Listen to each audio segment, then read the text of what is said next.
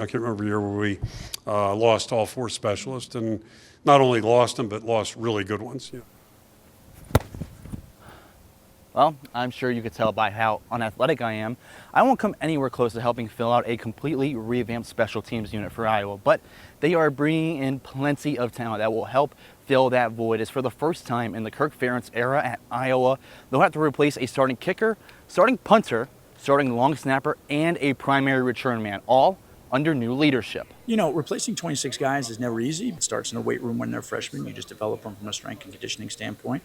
And then they take on the ethos of the program, which is tough, smart, physical. When you use that as your mantra, you're going to develop good players. Meet Chris Polizzi, the man made for the job. Polizzi was just promoted this offseason from defensive analyst to special teams coordinator after the previous LeVar Woods departed the program to join Pat Fitzgerald at Michigan State as their assistant head coach while still retaining control of the special teams.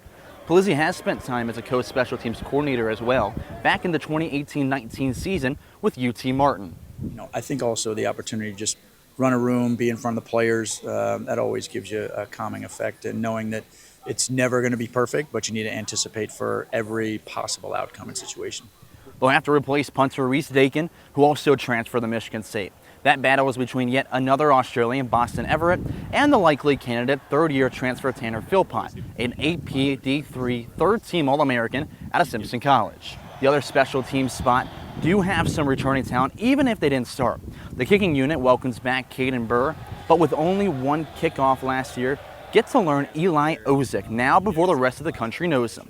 He's a 4th-year transfer from North Dakota State and listed on the Lou Gorza Award watch list for the best kicker in college football. It's definitely an honor, but it doesn't really mean anything. It's a preseason accolade, so hopefully we're addressing this one at the end of the season. Ike Speltz is back for his 3rd season in the black and gold and looks to be the main starter in the long snapping position, as he saw some action in the first couple of games last year. Ike has done it before, and he's definitely the unquestioned leader in our specialist room. But Matty McLaughlin has done a really good job coming in. Between the two of them, it's a healthy competition because they're both helping one another. The biggest shoes to fill might be the return man, however, as Caden Weegan is someone Kirk Ferentz said is unlike any player he's ever seen. DB Zach Lutmer seems likely to be the guy this year, but the whole program shares that they make sure to not compare to the previous season.